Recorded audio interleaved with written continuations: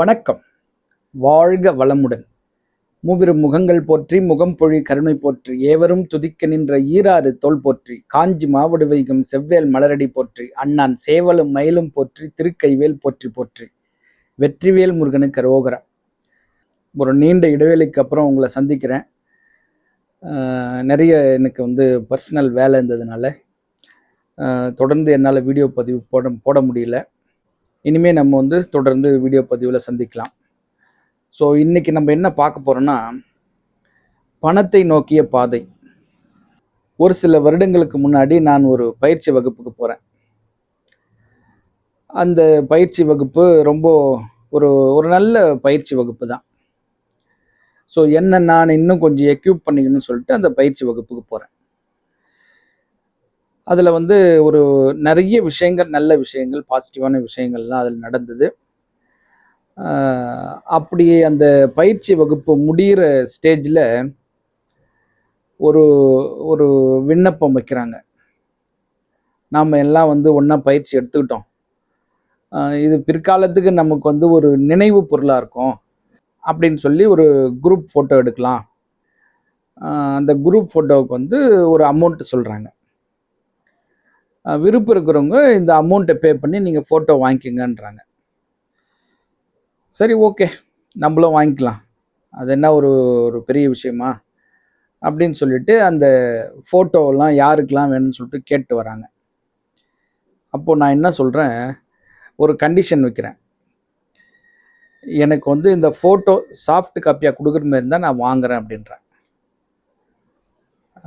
நான் எனக்கு இது தேவைப்படும், எனக்கு சாஃப்ட் காப்பியாகவும் வேணும், ஹார்ட் காப்பியாகவும் வேணும்னு கேட்குறேன். அதுக்கு என்ன அமௌண்ட்டோ நான் பே பண்ணுறேன் அப்படின்றேன். அப்போ அந்த ஃபோட்டோ லிஸ்ட்டு கவுண்ட் பண்ண நண்பர் சரி, நான் இதை கேட்டுட்டு நான் உங்களுக்கு கன்ஃபார்ம் பண்ணுறேன்னு சொல்லிட்டு போயிட்டு அந்த ஆர்கனைசர்கிட்ட கன்ஃபார்ம் பண்ணிக்கிறார். அவருக்கு சாஃப்ட் காப்பியாக வேணுமா, அப்போ தான் அவர் ஃபோட்டோ வாங்குவாராம் அப்படின்னு சொல்லி கன்ஃபார்ம் பண்ணிக்கிறார். சரி, ஓகே, கொடுத்துடலாம் அப்படின்னு சொல்லியிருக்காரு அந்த ஆர்கனைசர். அதுக்கப்புறம் அந்த நண்பர் சரிங்க சார், கொடுத்துடலாம், நம்ம கொடுக்குறேன்னு சொல்லிட்டாங்க, உங்களுக்கு ஹார்ட் காப்பியும் வந்துடும், சாஃப்ட் காப்பியாகவும் கொடுத்துருவாங்க அப்படின்னாங்க. சரி, ஓகே, அப்போ என்னோடய நேம் நீங்கள் ஆட் பண்ணிக்கோங்கன்னு சொல்லிட்டோம். அன்றைக்கி குரூப் ஃபோட்டோ எடுத்தாச்சு. நாளைக்கு ஃபோட்டோ வந்துரும்ட்டாங்க. மறுநாள் ஃபோட்டோ வந்தாச்சு. ஃபோட்டோ எல்லாருக்கும் கூப்பிட்டு கொடுத்தாங்க. அப்போ என்னோடய நேம் படிக்கும்போது எனக்கும் ஃபோட்டோ கொடுத்தாங்க. அப்போ நான் கேட்குறேன் அந்த ஃபோட்டோ கொடுத்த நண்பர்கிட்ட, நான் சாஃப்ட் காப்பியாக வேணும்னு கேட்டேனே, அது வேணுமே எனக்கு அப்படின்றேன். அப்படியா, இருங்க நான் கேட்குறேன் அப்படின்னு சொல்லிட்டு மறுபடியும் போய் அந்த ஆர்கனைசர்கிட்ட அவர் கேட்குறாரு. அவர் சாஃப்ட் காப்பி கேட்டார், இப்போ கேட்குறாரு அப்படின்னும்பொழுது அதெல்லாம் கொடுக்க முடியாது அப்படின்ற ஒரு பதில் திரும்ப அவர் சொல்கிறார். இல்லை, சாஃப்ட் காப்பிலாம் கொடுக்க மாட்டாங்களாம், ஹார்ட் காப்பி மட்டும்தான் கொடுப்பாங்களாம் அப்படின்னு சொல்லி அந்த ஃபோட்டோ மட்டும் எடுத்து கொடுக்குறாரு. இல்லைங்க, நான் கமிட்மெண்ட்டே, நான் எனக்கு சாஃப்ட் காப்பி வேணும்னு சொல்லிட்டு நான் கேட்டு தானே நான் உங்ககிட்ட நான் சொல்கிறேன். இது ஹார்ட் காப்பின்னா நான் எங்கேயாவது வச்சுருப்பேன், இது சாஃப்ட் காப்பினா என்னோடய சிஸ்டமில் இருக்கும், என்னோடய ட்ரைவில் வச்சுப்பேன், தேவையாக இருக்கும்போது நான் அதை எடுத்து யூஸ் பண்ணிப்பேன் அப்படின்னு சொல்லிட்டு தான் நான் கேட்டேன். நீங்களும் போய் கேட்டு கமிட்மெண்ட்டு வாங்கினதுக்கு அப்புறம் தான் என்னோடய நேம் ஆட் பண்ணிங்க. இப்போது நேற்று ஒரு பேச்சு, இன்றைக்கி ஒரு பேச்சு பேசினா எப்படி அப்படின்னு நான் அந்த ஃபோட்டோ கொடுத்த நண்பரை கேட்கும்பொழுது, இல்லை, நீங்கள் ஆர்கனைசரே போய் நீங்கள் நேராக கேளுங்க அப்படின்னார். சரி, நான் கேட்குறேன் அப்படின்னு சொல்லிட்டு நேராக அந்த ஆர்கனைசரை போய் கேட்டேன். ஐயா, நான் சாஃப்ட் காப்பி கொடுத்தா மட்டும்தான் நான் ஹார்ட் காப்பி வாங்குவேன் அப்படின்னு சொல்லி தான் நான் ஃபோட்டோ கேட்டது, நான் ஆர்டர் கொடுத்தேன். ஆனால் நீங்கள் இப்போ சாஃப்ட் காப்பி கொடுக்க முடியாதுன்னு சொல்கிறீங்களா அப்படின்னு சொல்கிறாருன்னு. ஆமாம், கொடுக்க முடியாது. நீங்கள் முதல்ல இந்த வார்த்தை நேற்றே சொல்லியிருந்தீங்கன்னா நான் இந்த ஃபோட்டோ வேணான்னு சொல்லியிருப்பேன், நான் என்ன பண்ண போகிறேன் இதை வச்சுக்கிட்டு அப்படின்னு சொல்லும்போது, இல்லை, இது நீங்கள் சாஃப்ட் காப்பியாக கொடுத்துட்டா அவங்கவுங்க விருப்பத்துக்கு அதை ஃபோட்டோ போட்டுப்பாங்க, நம்மக்கிட்ட காசு கொடுத்து வாங்க மாட்டாங்க அப்படின்ற ஒரு ஸ்டேட்மெண்ட் சொல்கிறார். இந்த பயிற்சி நடத்துறதே வந்து ஒரு சேவை மனப்பான்மையில தான் நாங்க நடத்துறோம். அப்படின்ற ஒரு கான்செப்ட்ல தான் அவங்க எல்லாரையும் அப்ரோச் பண்றாங்க மக்கள வந்து. அந்த வகையில தான் என்னையும் அப்ரோச் பண்ணாங்க. நீங்க வாங்க. இது வந்து ஒரு மக்களுக்கான சேவை தான் நாங்க பண்றோம். இது வந்து நீங்க வந்தீங்கன்னா உங்களுக்கு லைஃப் வந்து நல்லாருக்கும். அப்படின்னு சொல்லி கூப்பிட்டாங்க. சரி ஓகே நான் போறேன். அதுக்கப்புறம் கடைசியா இவரு இந்த ஆர்கனைசர் சொல்ற வார்த்தை, ஒரு சாதாரண ஒரு ஃபோட்டோ. இத வச்சு நாம என்ன பண்ண போறோம்? இது பேனர் அடிச்சு நாங்க என்ன வீடு வீடாவா மாட்டிக்க போறோம்? இல்ல ரோட்ல வைக்க போறோமா? ஏதோ ஒரு நாளைக்கு ஒரு ஞாபகம் வந்துச்சுன்னா, ஒரு ஃபோன்ல அத ஸ்டேட்டஸ்ல வைப்போம். இல்ல அத பத்தி ஏதாவது பேசும்போது, அத வந்து அ அந்த வீடியோலயோ, இல்ல அந்த ஃபோட்டோலயோ நாங்க சேர்த்து பேசப் போறோம். அந்த காரணத்துக்காக தான் அது கேட்டது. ஆனா, அவரு வந்து நேத்து ஒரு வார்த்தை, இன்னைக்கு ஒரு வார்த்தை மாத்தி பேசுறாரு. நாங்க சேவையா செய்றோம். இது வந்து இலவச சேவையா செய்றோம் அப்படின்ற ஒரு கான்செப்ட்ல போயிட்டு, ஆனா இந்த ஃபோட்டோ சாஃப்ட் காப்பியா குடுத்தா உங்களுக்கு வந்து அவங்கவங்க விருப்பத்துக்கு அவங்க வந்து ஃபோட்டோ பிரிண்ட் போட்டுப்பாங்க. நம்மகிட்ட காசு குடுக்க மாட்டாங்க. அப்படின்ற ஒரு வார்த்தைய சொன்னம்போது, அடடா! நம்ம வந்து ஒரு தப்பான இடத்துல வந்துட்டோமேன்னு சொல்லிட்டு அப்போ ரொம்ப ஃபீல் பண்ணேன். அ ரொம்ப ரொம்ப வருத்தப்பட்டேன். ஒரு ஒரு நல்ல நோக்கத்துக்காக ஒரு வேலை பார்க்குறாங்கன்னும்போது அத பாராட்டணும். இவங்களும் பணத்துக்கு பின்னாடி தான் போறாங்க. அந்த பணத்துக்கான பாதையில தான் போறாங்கன்னு தெரியும்போது, ரொம்ப மனசு வலிச்சது. ரொம்ப வருத்தப்பட்டேன். ஒரு ஒரு தப்பான இடத்துல அ நம்ம இத்தன நாள் நம்ம வந்து வேஸ்ட் பண்ணிட்டோமே! அப்டின்ற ஒரு ரொம்ப மனவேதனையில வந்து ரொம்ப கஷ்டப்பட்டேன். அதாவது நம்ம கமிட்மெண்ட் இப்படி தான் வேணும்னு சொல்லிட்டு நம்ம கேட்குறோம். சரி நாங்க குடுக்குறோன்றாங்க. ஆனா வந்து அதே மறுநாள் வந்து அத மாத்தி பேசுறாங்க. காரணம் என்னன்னா பணம். பணம் வராது. அப்போ நீங்க வந்து சேவை செய்யல. பணத்துக்காக தான் நீங்களும் பண்றீங்க. அப்போ வெளிப்படையா சொல்லிட்டு போங்க. நாங்க என்ன சேவை பண்றோம்ன்னு ஏன் சொல்றீங்க? இது பணத்துக்கான வேல தான் சொல்லுங்க. இதுக்கு நெறைய பேர் அந்த சிஸ்டம்ல ஒர்க் பண்றாங்க. அதுக்கு ஒரு அமௌண்ட் போட்டு அந்த ட்ரெய்னிங்க்கு வாங்குறாங்க. அது சின்ன அமௌண்ட்டா, பெரிய அமௌண்ட்டான்றதெல்லாம் மேட்டர் கிடையாது. பணம் வாங்குறாங்க. இந்த வந்து இந்த மாதிரியான ஒரு ஃபோட்டோ ஷூட் வைக்கிறாங்க. அதுக்கு பணம் வாங்குறாங்க. அது ஒரு 10 பைசாவுக்கு பிரயோஜனம் இருக்காது அந்த ஃபோட்டோ. அதுக்கு வந்து ஒரு அமௌண்ட் வாங்குறாங்க. அந்த அமௌண்ட் வந்து ஒரு 4 மடங்கு அதிகமான அமௌண்ட். ஸோ இதெல்லாம் வந்து நம்ம ஒரு ஞாபகார்த்தமா இருக்கோம் அப்படின்ற ஒரு எண்ணத்துக்காக நம்ம போகும்பொழுது, அவங்க சேவை செய்றோன்ற சொல்ற வார்த்தைய விட்டுட்டு, பணத்துக்காக தான் நாங்க பண்றோன்றத அவங்க வந்து வெளிப்படையா சொல்றாங்க. ஸோ இதுலருந்து நாம என்ன புரிஞ்சுக்கணும் அப்படின்னா, இனிமே சேவை பண்றேன், சேவை மனப்பான்மையில வரேன்னு சொல்லிட்டு யாராவது பேசுனாங்கன்னா, அவங்ககிட்ட நீங்க வந்து பேசாதீங்க. அவங்கள அப்படியே தொரத்தி அனுப்புங்க. இந்த உலகத்துல எவனுமே சேவைக்காக செய்யல. எல்லாம் பணத்துக்காக தான் செய்றான். பேச்சு மட்டும் பாருங்க. அவங்க வந்து வயித்துல இருக்கிற குழந்தை வந்து வலி இல்லாம அந்த தாயோட வயித்த விட்டு வெளில வர மாரி அவங்க பேசுறாங்க. ஸோ அதுக்கப்புறம் பார்த்தா பணத்துக்கான பாதையில தான் அவங்களும் டிராவல் பண்றாங்க. ஸோ அப்போ ஓப்பனா பண்ணிட்டு போங்க. இந்த பணம் குடுத்தா தான் நாங்க வந்து இதெல்லாம் செய்வோம் அப்படின்னு சொல்லி, அத விட்டுட்டு நாங்க சேவையா செய்றோம், சேவையா செய்றோம்ன்னு வாய் கிழிய ஊர் முழுக்கும் பேசின்னுக்கிறீங்களே, இதெல்லாம் என்ன அர்த்தம்? இது யார ஏமாத்துறது? இதுவரைக்கும் என் மக்கள் ஏமாந்தது போதும். இனிமே அந்த மாதிரி யாராவது சேவை மனப்பான்மையில நாங்க வர்றோன்னு சொல்ட்டு உங்கள வந்து அப்ரோச் பண்ணாங்கன்னா, நீங்க அவங்கள வந்து பேசாதீங்க. அவங்கள வந்து அட்மிட் பண்ணாதீங்க. நீங்க போங்க, உங்க வேலைய பாருங்க, வேற எங்கனா போய் பாருங்கன்னு சொல்லி அவங்கள அனுப்பி விட்டுருங்க. ஸோ நீங்களும் இது மாரி பின்னாடி போய் ஏமாறாதீங்க. இது ஒரு விஷயம்.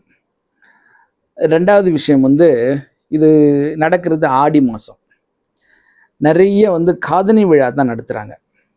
நான் கூட என்னுடைய பெரிய பையனுக்கு அந்த காதணி விழா செய்யணும்னு சொல்லிட்டு, ஒரு கோவில்ல போயிட்டு நான் காதணி விழா செஞ்சுட்டு வந்துட்டேன்.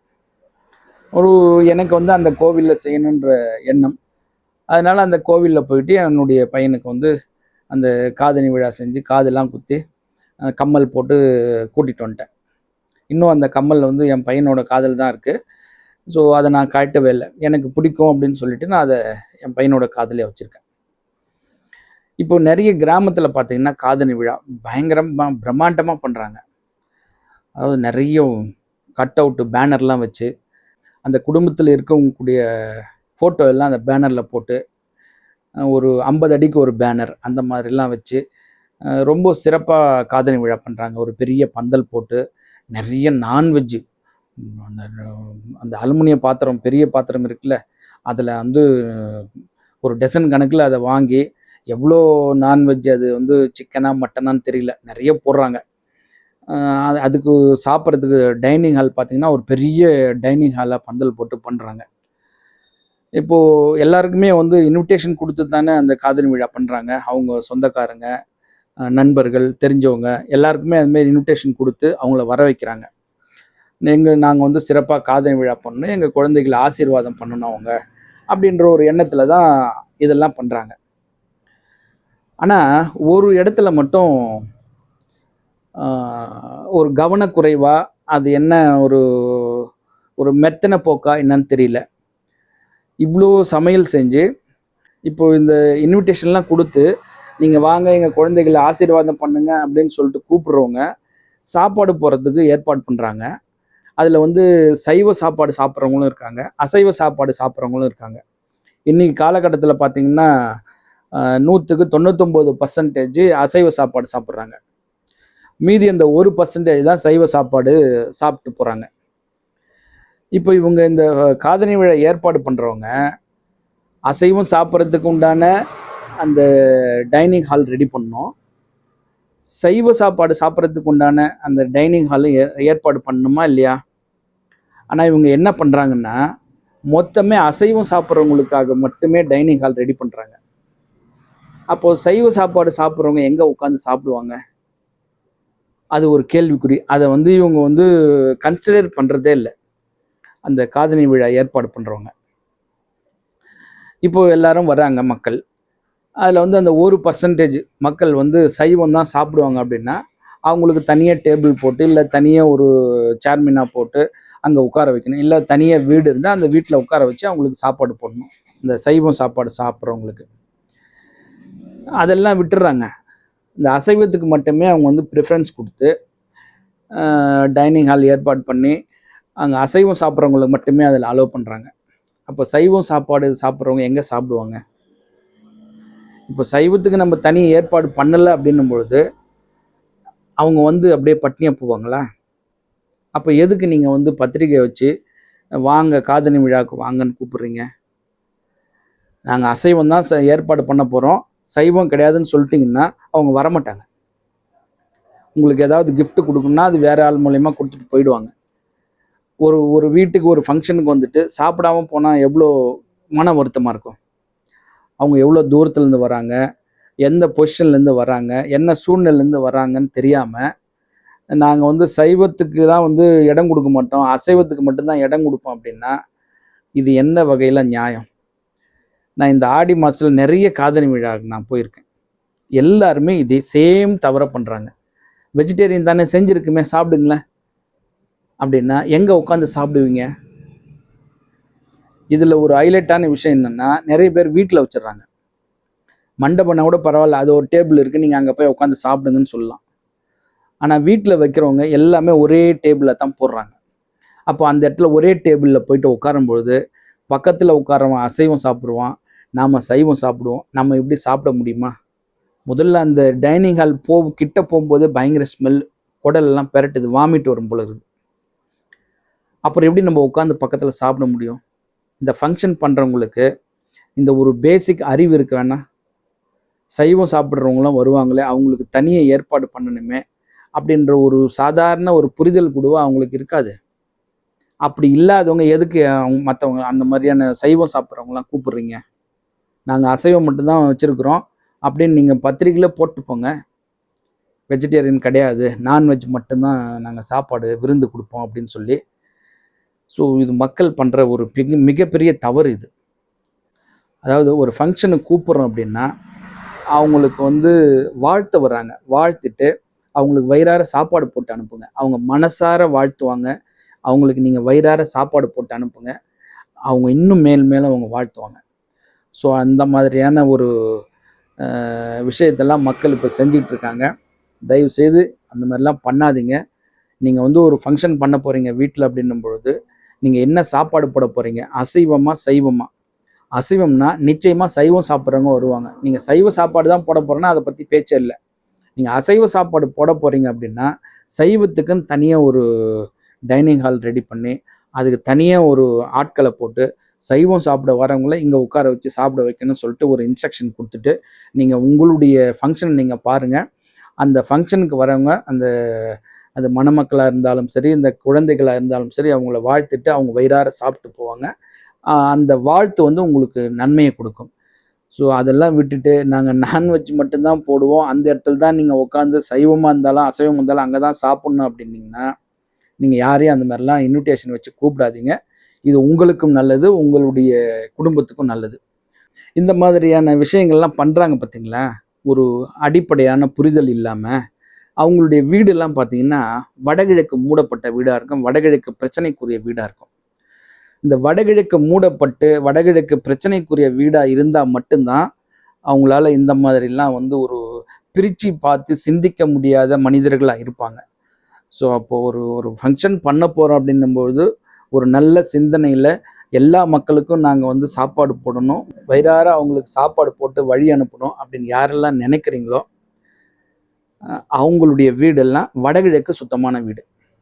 இந்த மாதிரி யாரெல்லாம் நினைக்காது இருக்காங்களோ, நம்ம என்ன பத்திரிக்கை கொடுத்துட்டோம், வந்தால் வரட்டும், வந்து சாப்பிட்டா சாப்பிட்டோம் அப்படின்னு யாரெல்லாம் இருக்கிறாங்களோ அவங்க வீடெல்லாம் பார்த்தீங்கன்னா வடகிழக்கு பிரச்சனைக்குரிய வீடு. குறிப்பாக சொல்லணும்னா வடகிழக்கு மூடப்பட்ட வீடு. ஸோ இது பார்த்துக்கோங்க. உங்கள் வீடு எப்படி இருக்குதுன்னு நீங்களே பார்த்து அதை சரி பண்ணிக்கோங்க. இந்த அற்புதமான தகவலை கொடுக்க உதவி இந்த பிரபஞ்சத்திற்கு என் மனமார்ந்த நன்றி. மீண்டும் ஒரு அற்புதமான வாஸ்து தகவலுடன் சந்திக்கின்றேன். ஆறிரு தடந்தோள் வாழ்க, ஆறு முகம் வாழ்க, வெப்பை கூர்சை தனிவேல் வாழ்க, குக்குடம் வாழ்க, செவ்வேல் ஏறிய மஞ்சை வாழ்க, யானை தன் அணங்கு வாழ்க, மாறிலா வள்ளி வாழ்க, வாழ்க சீர் அடியார் எல்லாம், வெற்றிவேல் முருகனுக்கு அரோகரா. வணக்கம். வாழ்க வளமுடன், எல்லாம் செயல்கூடும்.